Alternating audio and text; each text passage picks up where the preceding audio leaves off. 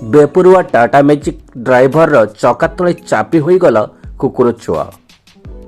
प्राणी निष्ठुरता निर्दयतार शेष सीमा टपीगला। भूलीगला मानविकता।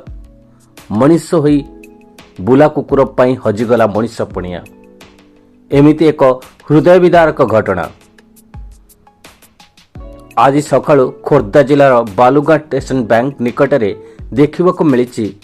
शीतुआ सकाळे छुआ कुकुरटे खाद्य अन्वेषण रे रास्तार बाम पार्श्व ठिया होइतिबा बेले टाटा मैजिक चलाउथिबा एक बेपरुआ ड्राइवर जनक तार अंटा उपरे गाड़ी चलाई देइथिला।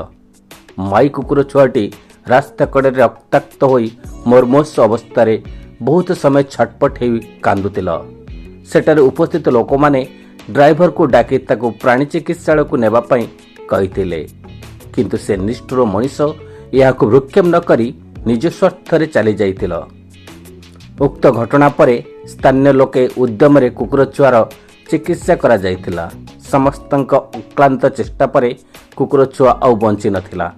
शेषरे ताको समस्ते मिसी सत्कार करिथिले।